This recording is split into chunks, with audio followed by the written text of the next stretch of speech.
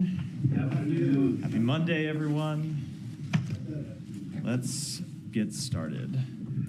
The United States is today imposing sanctions on Amana, the largest organization involved in settlement and illegal outpost development in the West Bank, as well as its subsidiary Binyane Bar Amana.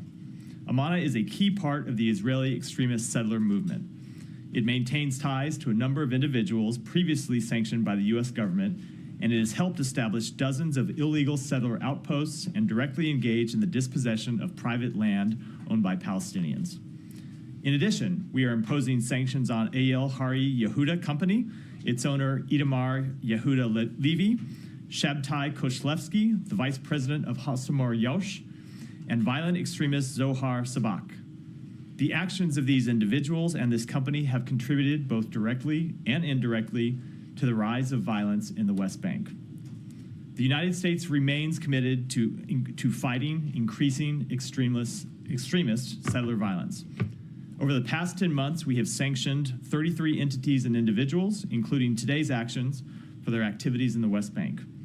These sanctions have targeted an ever-broadening array of actors, from individuals to organizations, for their roles in the escalating violence and instability. There is no justification for extremist violence against civilians, period. We are committed to working with Israel and the Palestinian Authority to de-escalate violence in the West Bank, which has cost the lives of too many Israeli and Palestinian civilians. The President and the Secretary have repeatedly stressed with their Israeli counterparts that Israel must do more to stop violence against civilians in the West Bank and hold accountable those responsible for it. But as we have also made clear, in the absence of such actions by the government of Israel, we will continue to take our own steps to hold those responsible for violent extremism accountable. And with that, Matt, congratulations on the Bills' victory yesterday. Thank you. Big one. It was yes, it was big. Yeah. And it was good. Yeah. I'm glad that the whole country, with the exception of maybe Kansas City area, is happy. I'm not a partisan to either of those teams, so I won't speak to the relative goodness, but let the remarks stand. Well, thank you. Before we get back to the what I'm sure will be a lot of questions about the Middle East, I just wanted to ask you quickly about transition. Is there anything new to report on contacts between incoming team and state? So a couple things. With respect to the official transition process, no, there's nothing that has changed. I'll let other agencies speak to the Memorandum of Understanding process. My understanding is that there has not been a signed Memorandum of Understanding, which is what has to take place before the incoming administration's transition team can come start work here, getting briefed and getting access to information to proceed in the transition process. That process has not changed. There has been an additional contact I can read out. The Secretary phoned Secretary-designate Marco Rubio yesterday to offer his congratulations on his appointment and to pledge to him, as we have said publicly, that we will do everything within our power to make it a successful transition. Okay, and that was the extent of it? That was the extent of the call, yeah. Okay.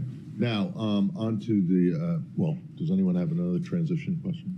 Did the Secretary talk about any policy issue? I'm not going to get into any further specifics other than that what I said, which is he called to offer his congratulations and pledged that we would work to make it a successful transition. So on the Lebanon front, there's a whole flurry of speculation and reports that something is in the works. Can you fill us in on where things stand there? So we continue to be engaged with our Israeli counterparts, with the government of Lebanon, with a number of other countries, both in the region and outside the region, to try and reach a resolution to the conflict across the blue line. As you know, we've been trying for some time to get a resolution that would see UN Security Council Resolution 1701 fully enforced, and we are making progress on it, but I wouldn't want to comment on it beyond that. Do you know if are people heading out to the region? Well, we always have people moving around various places in the region, but with respect to any travel to Lebanon, I don't have any to announce today.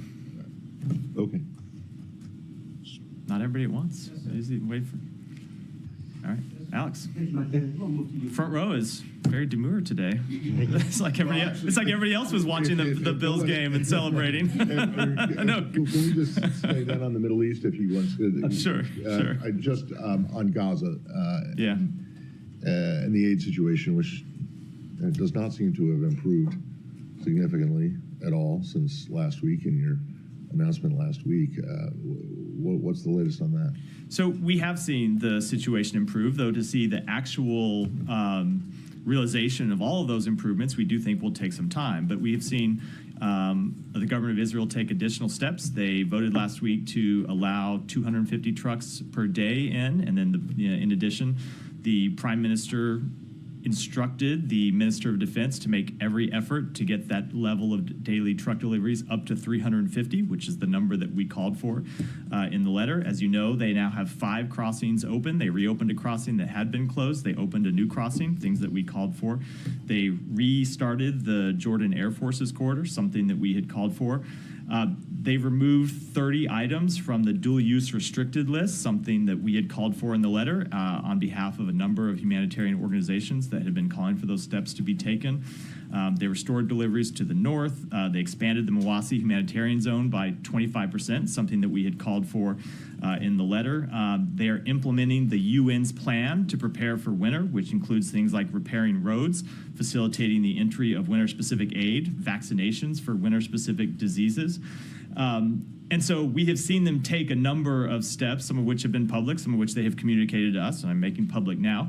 And it will take some time to see whether those actually translate to what they're supposed to translate to, which is more humanitarian assistance making it into Gaza, and then more humanitarian assistance making it to the actual people inside Gaza that need to get it. And that's what we're committed to seeing take place over the coming weeks. Yeah. Just, I guess this is related to sort of transition. Do you have any comment on reporting about Elon Musk meeting with the Iranian ambassador last week, Monday? I don't. Okay. I don't. Going back to Lebanon, Matt, can you say whether there have been any gaps that have narrowed in the negotiations over a diplomatic resolution here? Has Hezbollah presented any response to the proposals that are said to have been briefed to them? You know, I just don't think it's productive, unfortunately, to get into the details of the back and forth negotiations, only to say that we have been at this for some time now. We have been sharing proposals, both with the government of Lebanon and the government of Israel. Both sides have reacted to the proposals that we have put forward. There has been an exchange of different ideas for how to see what we believe is in everyone's interest, which is the full implementation of UN Security Council Resolution 1701. And we're going to continue to stay at that process because we believe a diplomatic resolution is key to allowing the fighting to stop, to protecting civilians, and allowing the civilians in both Israel and Lebanon to return to their homes. In past weeks, there has been optimism around the discussions to varying degrees. Are you able to give us a characterization of where that stands now? Are you optimistic that something can come together in the coming days? I am not going to make a characterization, which shouldn't read anything into other than that to say we are committed to trying to get these negotiations over the finish line. We believe it is in the government of Israel to get them over the finish line. We believe it is in the interests of the government of Lebanon to get them over the finish line. I'm not going to characterize the chances other than to say when you have a resolution in the interest of all the relevant parties, we ought to be able to get to an agreement, and that's what we're going to try to do. And then switching to Doha and the calls for Hamas to be booted out of the country, where does things stand there? Are there still Hamas officials in Qatar? If not, where are they now? And what's the latest? I will let the various relevant governments speak to where they are. I know the government of Qatar has spoken to this to some extent. I've seen the reports that some of the leadership of Hamas who had been in Doha have now moved to Turkey. I'm not in a position to dispute those reports. What I would say on behalf of the United States is that we don't believe the leaders of a vicious terrorist organization should be living comfortably anywhere. And that certainly includes in a major... Remember that Hamas is a brutal terrorist organization that has murdered a number of Americans. continues to hold to this day 7 American citizens hostage. And of course, that's not even to speak of the citizens of other countries that it has murdered and that it has held hostage. So to the extent that members of Hamas are in Turkey or in any country, look, a number of these individuals are under U.S. indictment, have been under U.S. indictment for some time, and we believe that they should be turned over to the United States. If they are in Turkey and aren't turned over or expelled or what have you, whatever asks may be made, what kind of consequences would there be for Turkey, who's a NATO ally? I don't want to get ahead of things here. We've just seen the reporting in the last few days that they have moved to Turkey. But of course, we will make clear to the government of Turkey, as we have made clear to every country in the world, that there can be no more business as usual with Hamas. Go ahead, Hiba. Up on the questions regarding Lebanon and the negotiations. You used to say, for example, when it comes to Hamas and Israel, the onus is on Hamas or on Israel. When it comes to Lebanon, where's the problem? Here or here? Lebanon, Hezbollah, or Israel? So both the government of Israel and the government of Lebanon need to agree to an ultimate resolution, a diplomatic resolution. Obviously, that requires to both of them agreeing to the various proposals that we have put forward. And you can imagine, as is always the case in this kind of diplomatic engagement, there are things that each side wants and things that each side objects to. And what we try to do is to work through that and get to a resolution that both parties can agree to. But ultimately, the onus is on both of those countries. And when it comes to what's to the internal politics in Lebanon, you've been trying to have a kind of political solution for the presidential elections and many things in Lebanon. Any update on these efforts? No, look, we continue to want to see the Lebanese parliament elect a new president. We have been pushing for that since before the outbreak of violence in the past few months. We've been pushing for that since before October 7th, and we're continuing to push for it, but I don't have any update to offer. There are some talks that there are regional partners pushing for a role to Bashar al-Assad within Lebanon. Are you on the same page, or do you accept such a proposal to start with? I don't know what proposal that refers to specifically, and I wouldn't want to comment on it here today. Thank you. So let me just try to stay in the region first. Yeah. Michelle, go ahead.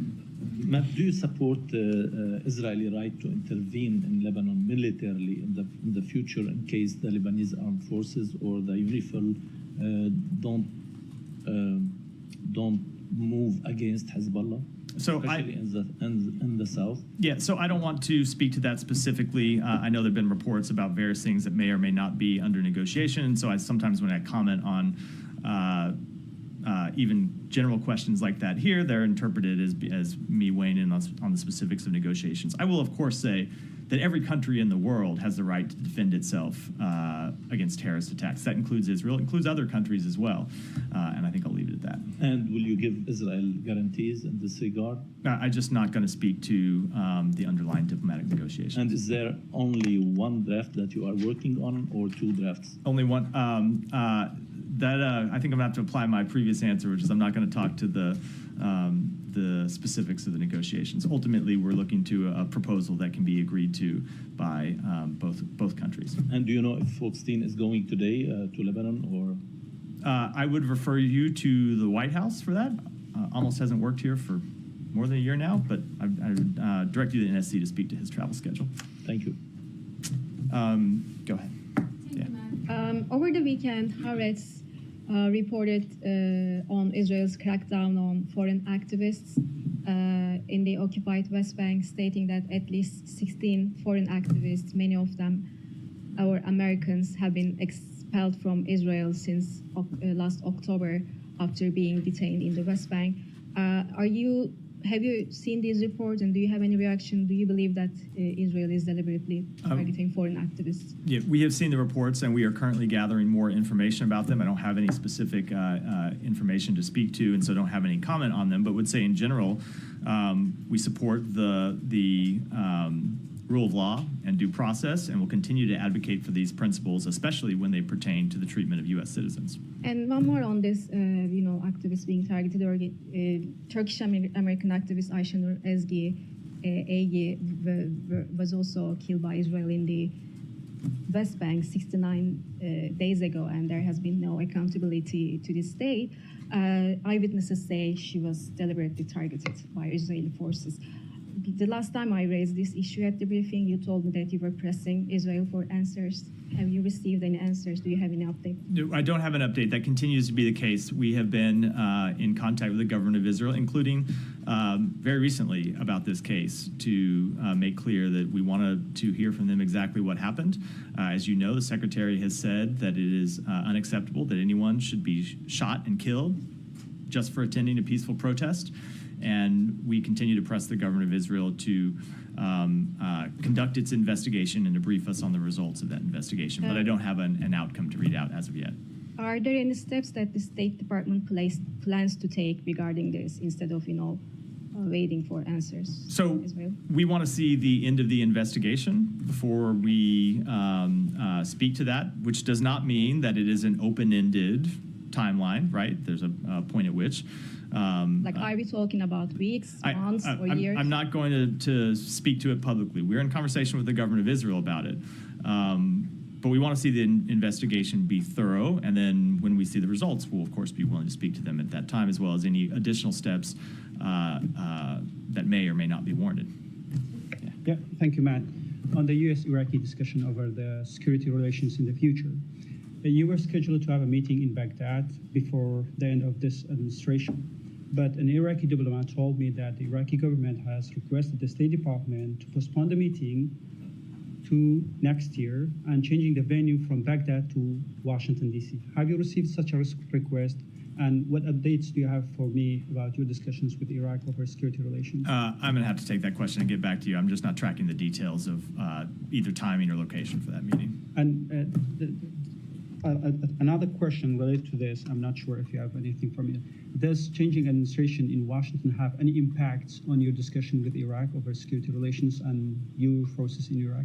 So that gets back to a question I spoke to last time I was here, which I guess was week before last, right after the election, when I was obviously traveling last week.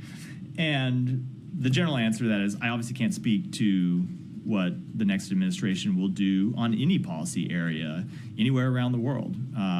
We have made clear what we believe is in the interest of the United States, and we will continue to pursue those policies and continue to put them in place between now and January 20th, but I wouldn't want to speculate in any way what the next administration may do. And last question, the Iraqi militia groups has increased their attacks on Israel. I'm sorry, the Iraqi militias, yeah. They increased their attacks on Israel. Even yesterday they attacked Elliot.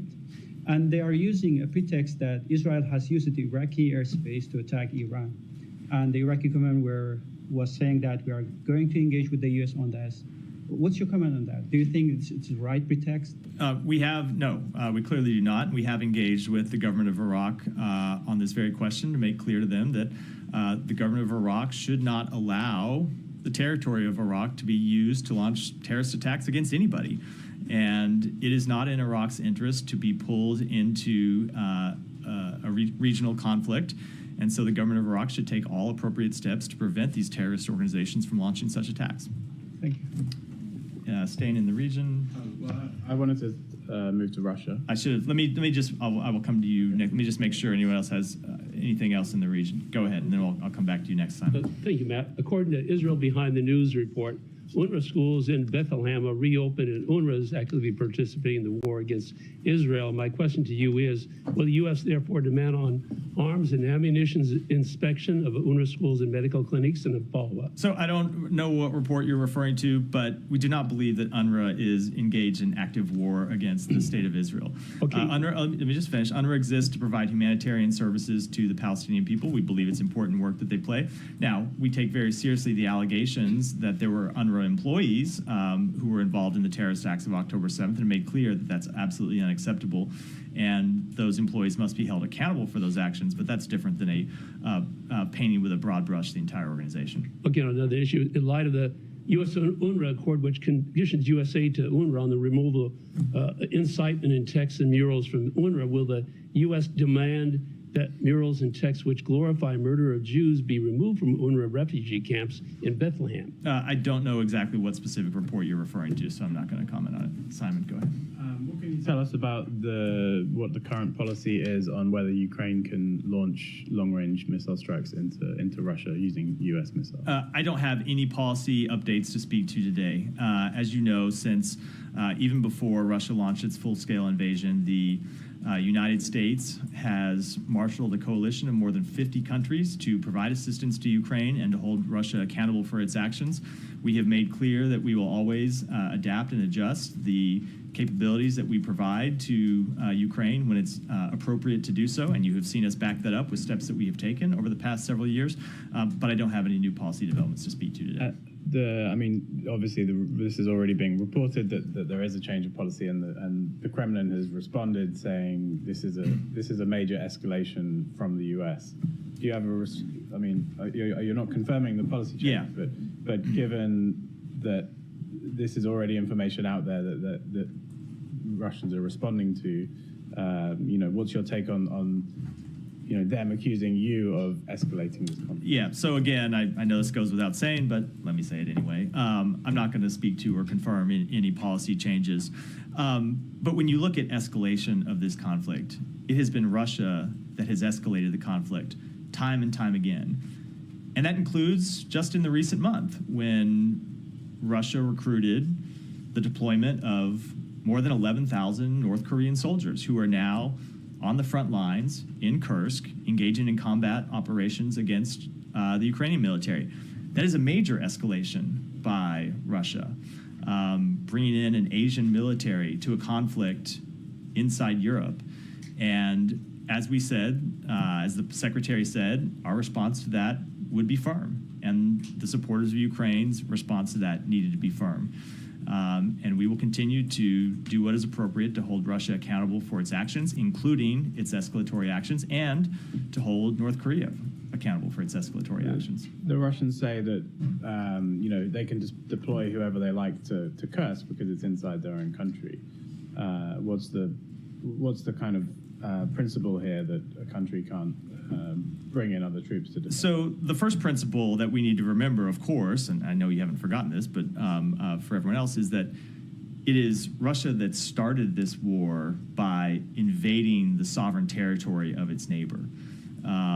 Russia that invaded Ukraine supported proxy war in 2014, and then that launched a full-scale invasion of Ukraine in 2022. And so if Russia wanted to stop the attacks on its territory, it's the aggressor here. And it could withdraw from Ukraine. It could stop targeting Ukrainian civilians. It could stop targeting Ukrainian civilian infrastructure. It could stop occupying Ukrainian territory. So it matters very much who is the aggressor in this conflict and who is the victim. But the fact that Ukraine is defending the occupation of its territory by launching attacks inside Russia in no way justifies the escalation of this conflict by introducing a foreign army into conflict directly with Ukrainian soldiers. And you've said that since the election of Donald Trump as the president-elect, you've said you will surge remaining military assistance to Ukraine. With I guess the idea of strengthening the Ukrainians, from the sort of comments from Russia, sort of saying, well, this is an outgoing administration and they are acting irresponsibly by further escalating a conflict. I know you're not confirming this particular act, but you have talked about rushing support for Ukraine and giving the Ukrainians as much as possible. Is there a danger that you are fueling the fire of a conflict that your successor may have a different view on? The American people elected Joe Biden to a 4-year term, not to a term of 3 years and 10 months. And we will use every day of our term to pursue the foreign policy interests that we believe are on behalf, that we believe are in the interests of the American people. if the incoming administration wants to take a different view, that is, of course, their right to do so. And I expect in many cases they will do so. But it is our duty to fulfill the mandate that the American people gave to President Biden. And we will continue to do that. And I would add that when you look at the position of the American public on support for Ukraine, there has been overwhelming support among the American people, and there's been overwhelming support in Congress for providing this aid to Ukraine. So we're going to continue to provide it and get all of it out the door before we leave office. Thank you very much. Yeah, Janet, go ahead. Thank you very much. Russia and North Korea. Russian Kremlin stated that even after the war between Russia and Ukraine ends, North Korean troops will remain stationed in Russia. What are your concerns about the integration of North Korean troops into Russian units? We continue to be greatly concerned about the security relationship between North Korea and Russia. And I think it's worth pointing out our concerns are not just because of the fact that North Korea has introduced its own forces onto the battlefield with Ukrainian soldiers, but what it is that North Korea might be getting in return. It seems very hard to believe that they sent 11,000 soldiers to fight in Russia, potentially die in combat against the Ukrainian military, without getting something in return. Now, we don't know what that may be, but it doesn't require a great leap of faith to believe that it is going to be something that is deeply destabilizing to security in Asia, which is why we have made those concerns quite clear to a number of countries in the region. North Korean Kim Jong-un said nuclear strengthening and announced that the preparation for war had been completed. How do you assess the nuclear alliance between North Korea and Russia? I just don't have any assessment at all to offer from here. Thank you. Yeah, just follow up on Simon's question. Do you have anything to confirm the veracity of a news report that following a nod from the United States, France and UK have actually decided to allow Ukraine to use long-range fires to strike deep within Russia, including the Storm Shadow missiles? I don't think you will be surprised at my answer, Nike. Having not been willing to confirm these reports about U.S. involvement, I'm certainly not going to speak to involvement on behalf of other countries. During your recent meetings with European officials, what sense do you get regarding the Land for Peace? Regarding Land for Peace, so I will say that when we were in Brussels last week and the Secretary met with a number of his foreign counterparts, met with the Secretary General of NATO, briefed the NAC and received updates from representatives of a number of NATO countries, and of course met with his British counterpart and had a number of other conversations over the past few weeks. What we have heard consistently is that it is for Ukraine to decide if it wants to enter into negotiations, when it enters into negotiations, what the parameters of those negotiations would be. That has been our policy, that it's up to Ukraine to make those decisions, and that has been the policy of our allies and partners, and we have seen no change in that policy by our allies and partners. But I do think it's always worth adding, when we talk about potential negotiations, that we have seen no change in posture by the government of Russia when it comes to negotiations. And you just have to look at the deadly attacks that Russia has launched against Ukraine over the past few days to see that far from showing any willingness to enter into negotiations, they continue to look for ways to escalate the conflict. Was there a growing acknowledgement that countries may be forced to accept a political reality? So I'm just not going to speak to private discussions among our allies, but in every conversation that we have had over the past weeks, we've heard the same thing that we have heard over the past few months, which is that it is up to Ukraine to decide Ukraine's future and that no other country can or should dictate that to them.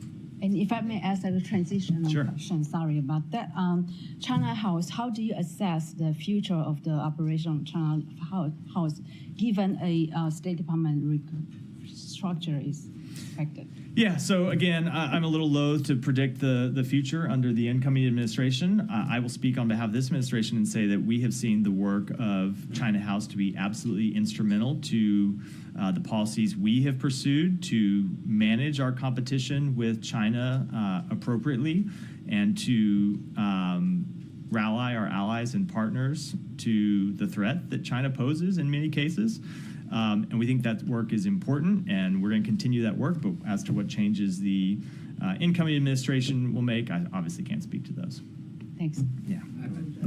Regarding Ukraine aid more broadly, of all the aid packages that have been sent so far, such as the 425 million announced on November 1st, how much is yet to be dispersed, and is the expectation that that'll all be dispersed by January 20th when the new administration? So when it comes to the provision of security aid and how much is left in stock, I'd refer you to the Pentagon to speak to that question. I know that they have spoken to that at various times in their daily briefings. I have a number in my memory, but I'm afraid if I try to pull it down, I'm gonna get it wrong. So I'd refer you to them to speak to how much of that appropriated security assistance is remaining.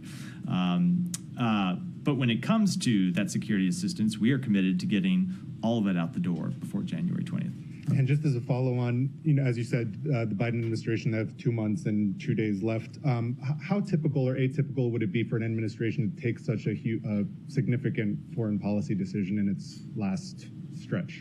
So I don't know which specific decision you were speaking to. The appropriated money was provided by the So let me just say, with respect to the money, it was appropriated by the United States Congress, and it was appropriated for a reason, to make sure that it's delivered to the government of Ukraine, and that's why we are carrying out the policy. We intend to faithfully carry out that duty. When it comes to any potential policy changes, as I said, the president was elected to a 4-year term, and the American people expect him to govern for a 4-year term, and the American people expect him to make the decisions that he believes are appropriate. There is no one who thinks that for the first 2 months of the next term, they're supposed to continue to carry out the decisions made by this president. That's not how presidential terms work. There's one president at a time, and as long as Joe Biden is the president, he will make the appropriate decisions, and when the next president takes office, he can make his own decisions. Yeah. Thank you, Matt. Just a couple of kind of clarifying questions for me. This is clarifying for me, it might be clear for others. Would you rather not talk about policy change, or there is no change? I said I'm not going to speak to any potential policy changes one way or the other. I mean, the secretary. I don't think you're unclear, Alex. Despite the preface to your question, I don't think you need clarification. The secretary made it clear that depending on the situation on the battlefield, we will adjust our policy. Have you done anything since the first time you heard about North Korea providing, troops for Russia to fight? Anything to discourage North Korea from providing more? Yeah, we have been in close conversations with not just our allies and partners, but with other countries who we believe should be concerned. We have communicated directly with the government of China, who, as you know, has a very close relationship with the DPRK, obviously much closer relationship than we do, and have made it clear that we think this sort of deepening tie between North Korea and Russia, and especially the type of assistance that North Korea could receive from Russia in return, is not in China's interest, and that China ought to speak out against it, and that China ought to make clear to North Korea that this is something they object to. These are the statements, but there was no action. We have taken a number of steps, and if you look at the diplomatic engagements that we have pursued, Alex, I could point you to, oftentimes I can't speak to them publicly, but there have been a number of times over the past few months when our diplomatic engagements with allies and partners or other countries have led to them to intervene and potentially ward off a dangerous escalation. Tomorrow marks 1,000 days since February 24, 2022. Why not strengthen Ukrainians' hand while you can, by letting them strike back deep inside Russia? If you look at what the United States has done, we have supplied Ukraine with an extraordinary amount of equipment.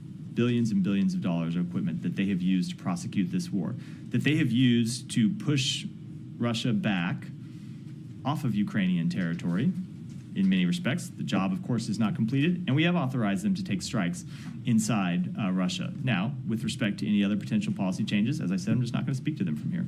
You believe you still have time? I'm sorry? You believe you still have time?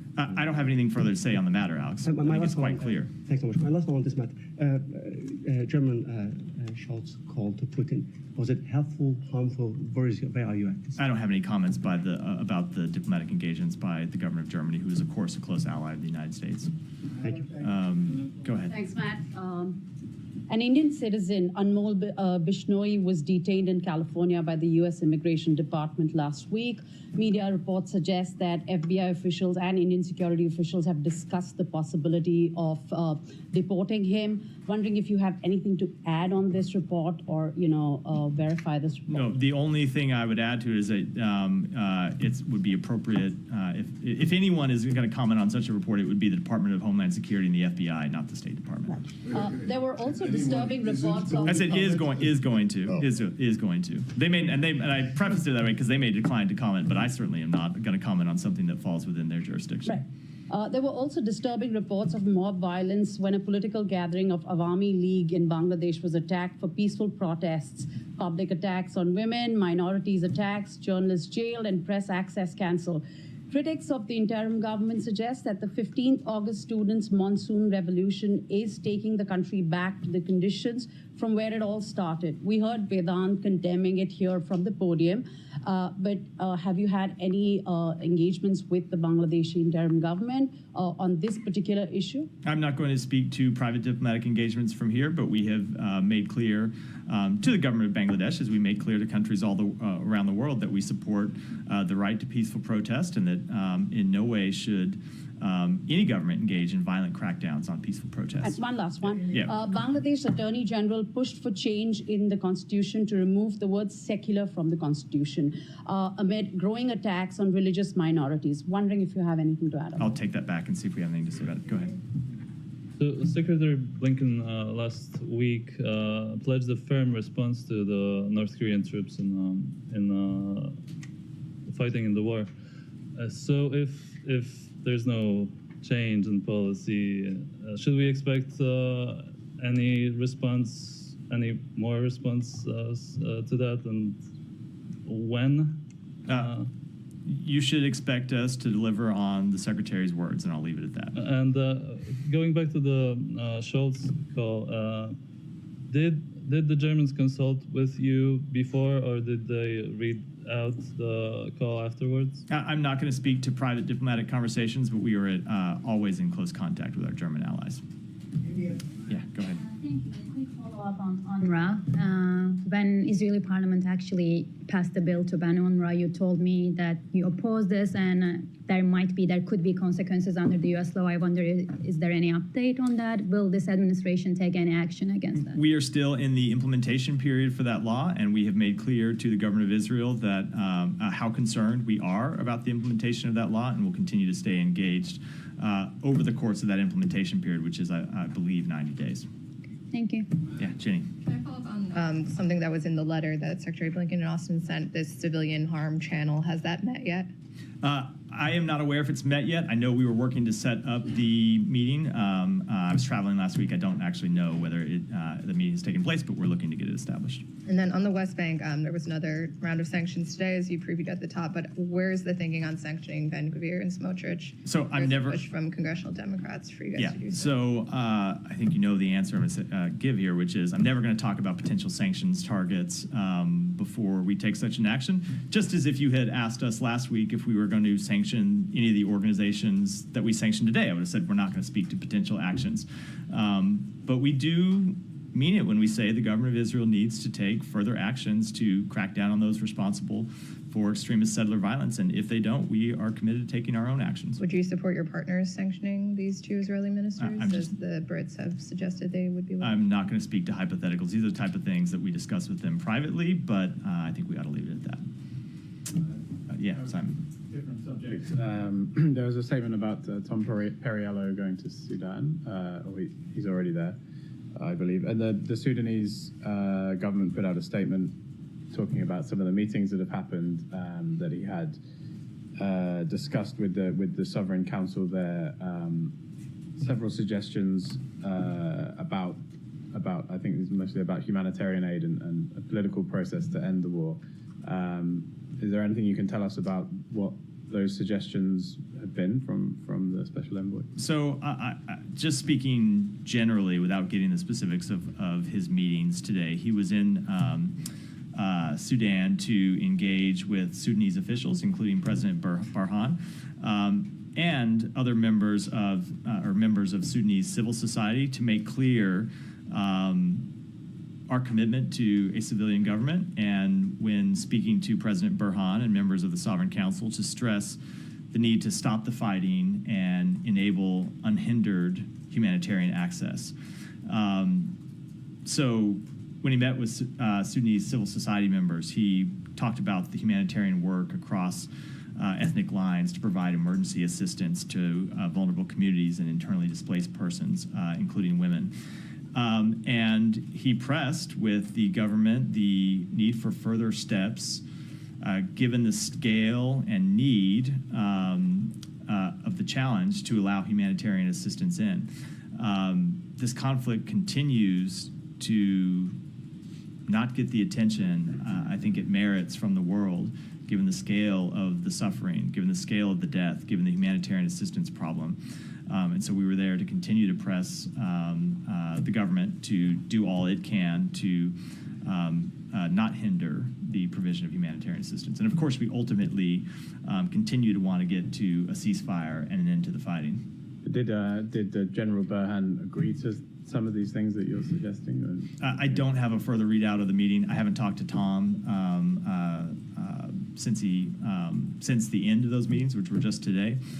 So I don't have a specific readout to what the general might have said. Is part of that like these relief corridors to get aid into Al-Fasher, Sennar, and parts of Khartoum? Let me take it back and either talk to the special envoy or his team and get you a more complete answer.